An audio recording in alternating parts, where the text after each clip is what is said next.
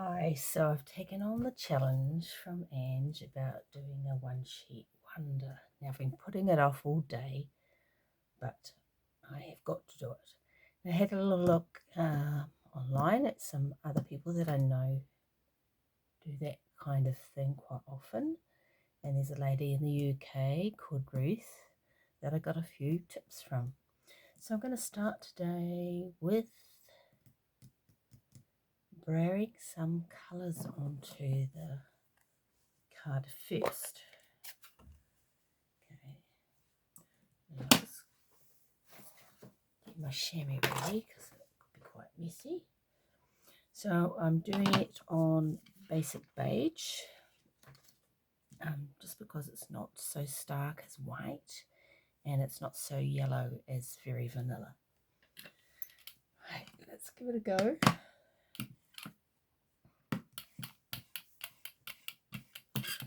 So both just did some swipes over the paper like this. So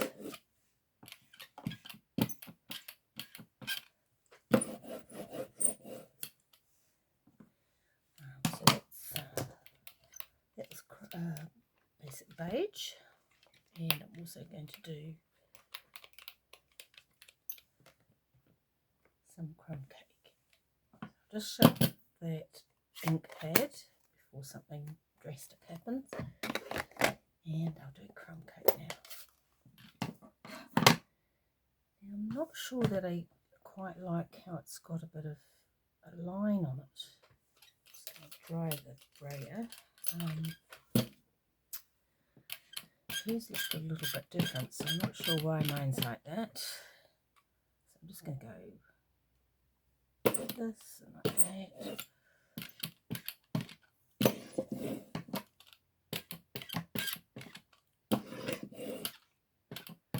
Yep, that's sort of making it all kind of, if you call it cakey, here and there. So just wash off the brayer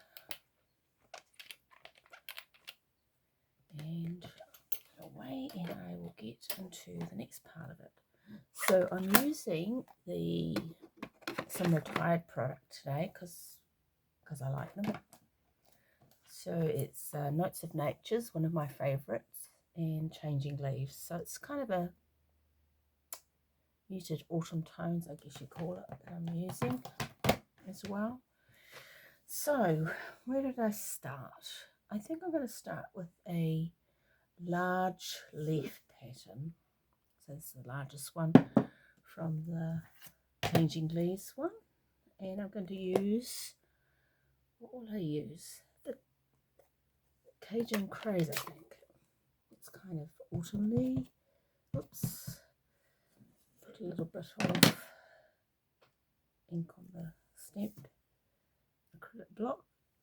So just kind of, so you sort of divide it up into quarters, and just, yeah, I'm not really sure because I haven't really done it like this before, but it's always a first time.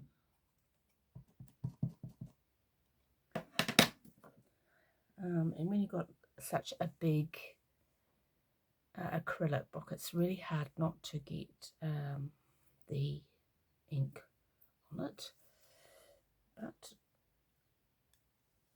we'll just keep going. So I'm just going to put it at angle like that. And what did I do with my, just wipe that off and think about what I'm going to do next.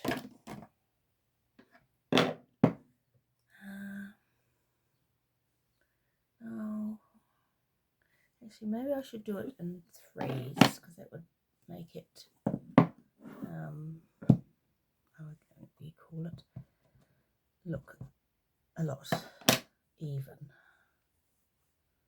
Okay, I'm just going to put it here. I'm just going to check to see if it's still in the right position. Yes, we are.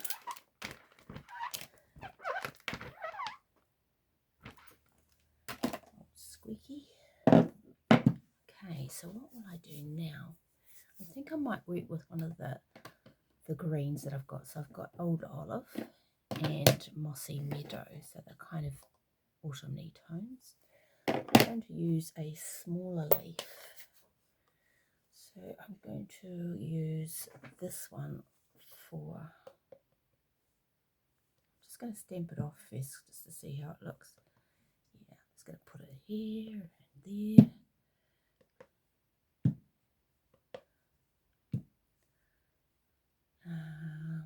I mean, we can always come back to putting more different designs in. It's okay there. Right. What did I use? And so I'm going to go to olive, and I'm going to use this spiked leaf. Ooh. Just so I've got one of my ink pads open, I better close that. It's going to be funny today, isn't it? Okay, so but here, so I guess I'm aiming for having all the leaf patterns on each of the sections. Probably would be the easiest or look the best. Doesn't really matter if you overlap. Right, what else can I do? I've got another leaf pattern here. It's more of a maple type leaf, I think, or an oak leaf. I'm going to use crushed curry for this because I just want it to be a bit more brighter.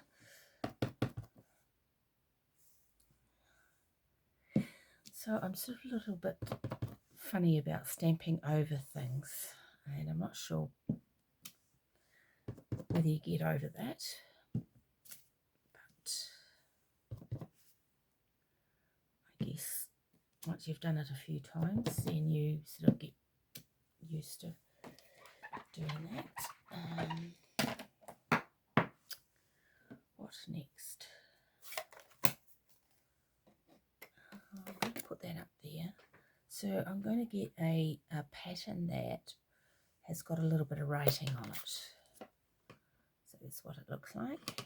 It's kind of collagey. So I'm going to do using cherry cobbler. I just love this one.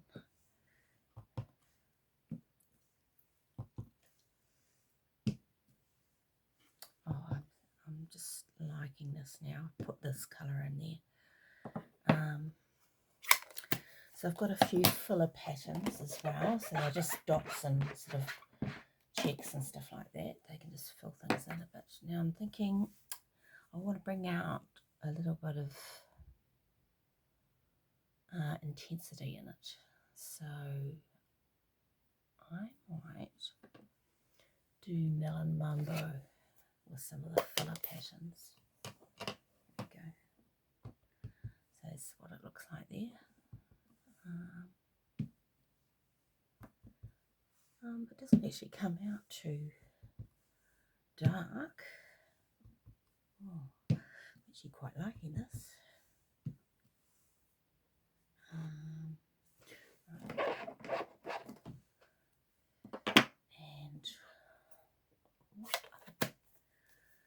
now I use the what do you call that thing? The colour coach thing, just to see what kind of colours would go good together. Another one that will go good is pumpkin pie. I haven't got that out much, so I'll just get it sorted out. Alright, so I might use the dots in that.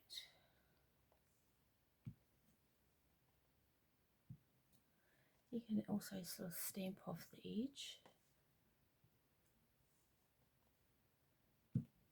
And you can use the filler patterns to fill in the holes of the patterns here. Yes, something down here. So when you've got a little filler pattern like that, it doesn't really matter if you go over top because it sort of complements what you're doing. Should I put some more in? I might put another one over here, and then I'm going to change colour.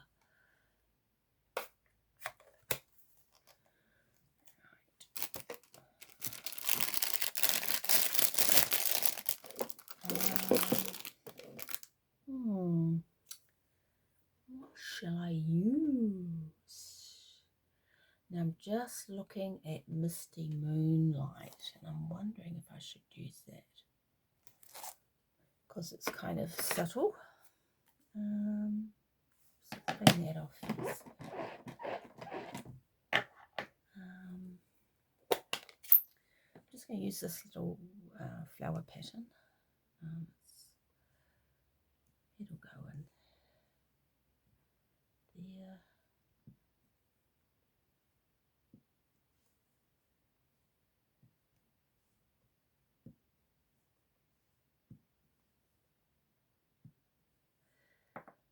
Okay, I might just put a little bit more up here. This kind of technique is also good if you don't have like a paper, a designer series paper that you like. You can make your own. There's no rules about that. What else should I put on here?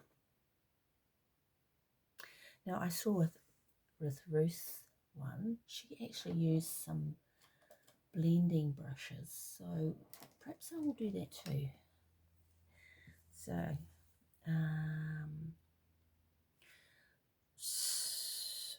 let me see. So I might use Old Olive.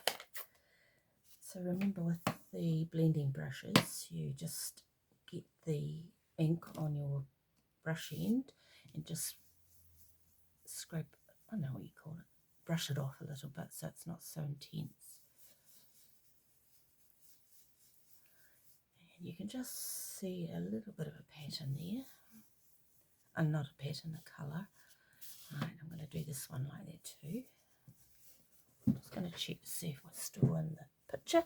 Yes, we are. Good one. And down here as well.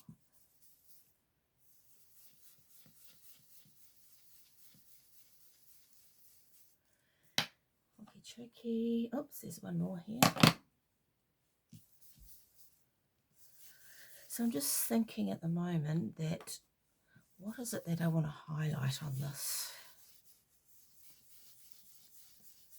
So I'm guessing it's this here because that's what I like. I like this particular codgy looking thing. And I've got another idea of just doing some maybe gold embossing. But we'll see how that goes. So we'll just get rid of this. Looking good. What else could we use? We might use some crushed curry. Pardon me. Now my blending brushes are a little bit dirty at the moment. And I don't appear to have one that is not a yellow colour. So I'm just got to... that might not be the best choice, the blue one. So let's see. It's too dark. Holy moly, I'm going to have to give them a good clean. So let's see if this is...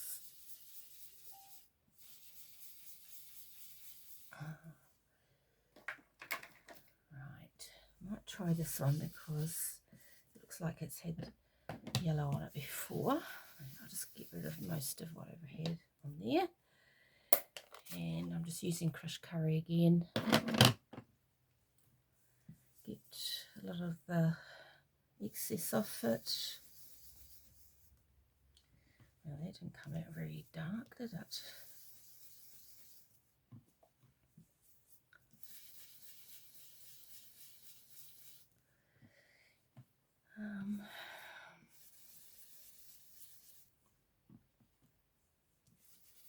Oops, because that makes it darker, not brushing it off. One more.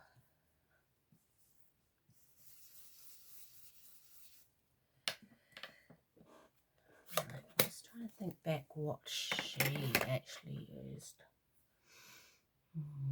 Let me see. I'd like to highlight this here, so I'm going to go into Cherry Cobbler.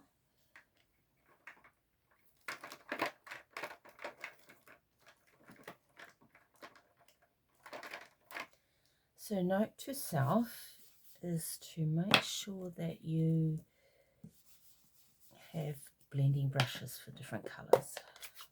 So you can have light or dark blue, light or dark green and all that kind of thing, just so that you don't contaminate your stamp pads and stuff like that, your ink pads. So I'm just going to highlight this here.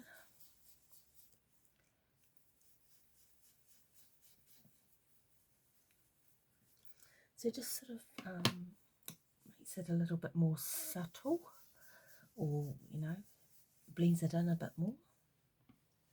Looking good. I'm quite liking this. Okay, here we go. And I guess with this, you can do whatever you like.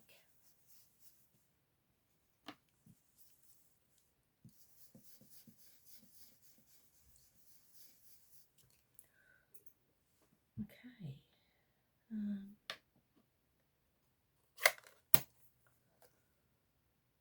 Then up there.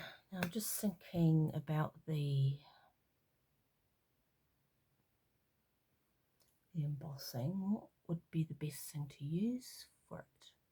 And I'm just thinking maybe one of the filler patterns. Yes, so let's get that organised. So I've got my gold embossing ready.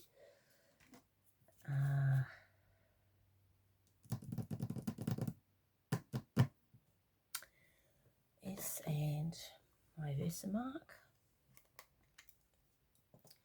I'll get everything ready, so not flipping around too much.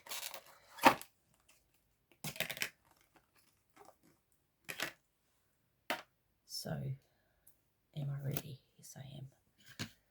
So I'm just going to use the Versamark, which is the clear stamp pad.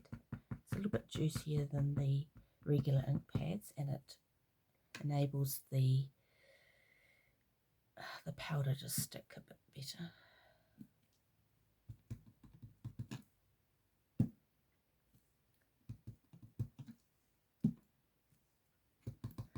And I just had another thought, maybe I could do, I think I've got copper or something like that as well, so that might be an option. Right, here we go. So I'm just going to pour the gold, just check, yes, gold, onto the card. Now, not sure where I've actually put it now, but anyway, we'll find out sooner or later.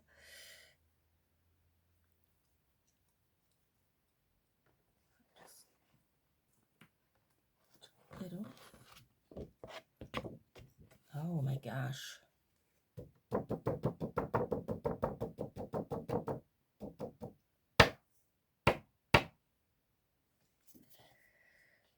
So it looks like it's still a little bit, the other inks are still a little bit damp.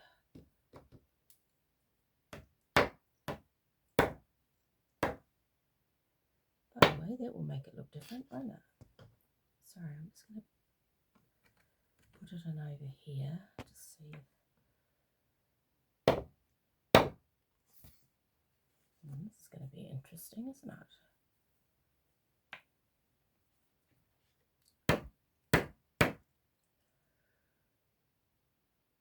Okay, right, and I'm going to move this over to the side so we don't get any heat on it, and get this off the paper so you can see what it looks like when the embossing powder starts to change colour.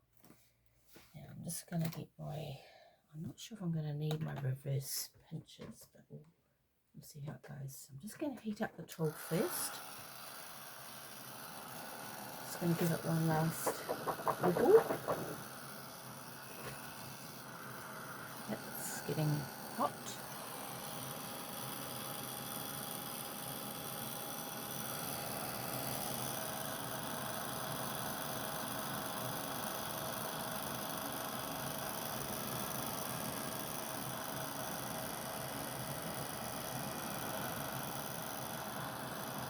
Right, it's starting to change now.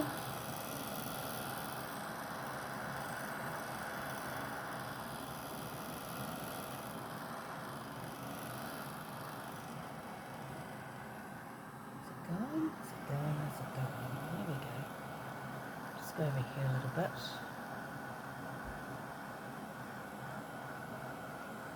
Right, there we go.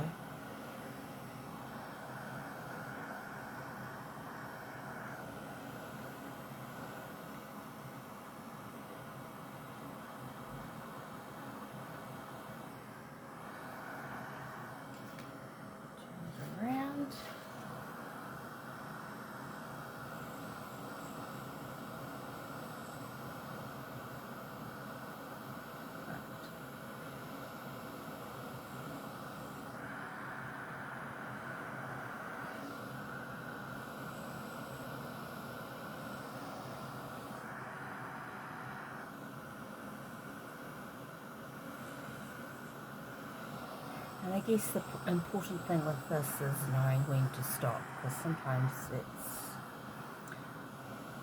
you can get carried away, I guess, just putting lots and lots of stuff onto your piece of card. Right, I'm going to turn it around again.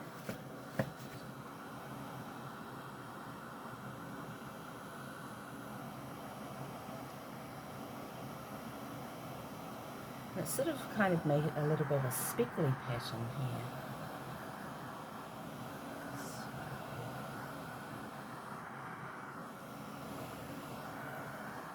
I'm just going to hold it up and see if I can see any. There's some over here.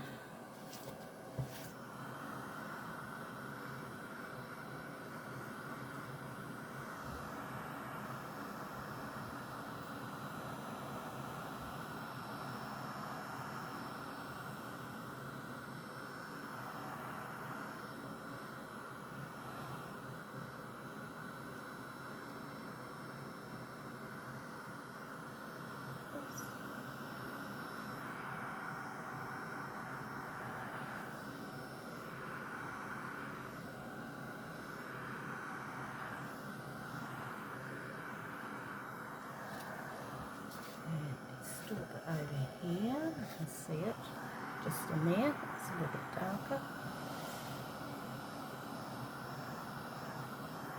And I guess when you're making up the cards, you kind of repeat the pattern that's on the card that you inked it.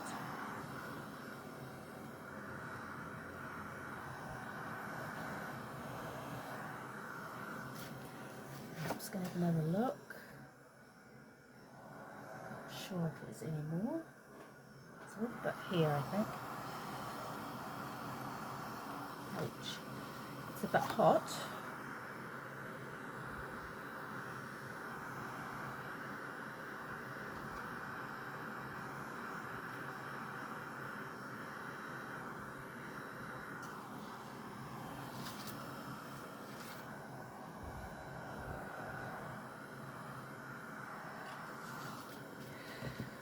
Just having a look down here, still looks like it's not quite done.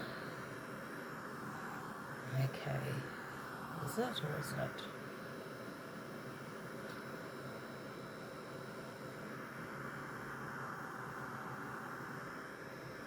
Right, I'm going to stop it there.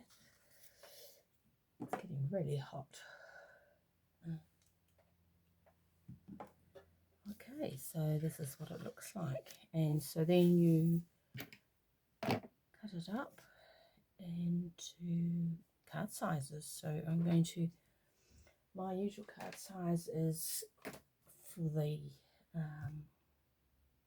the mat in the middle is 10 by 14.4.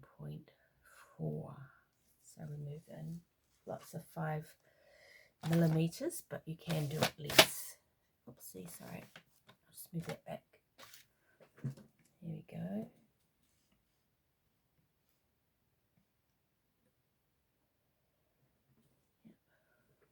Just going to poke that. Oh, okay. It's just a message come up with the reminders, because I seem to need to remind myself what I'm doing. So I'm also thinking, do I need to make a mat behind it as well? For that, poke it out a bit. So I'm just going to make it 13.9 across there.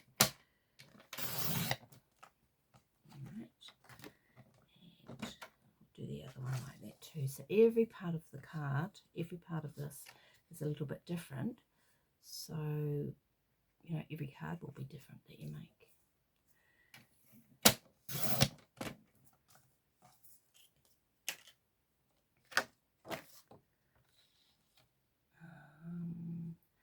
So I'm going to cut it also at 9.5.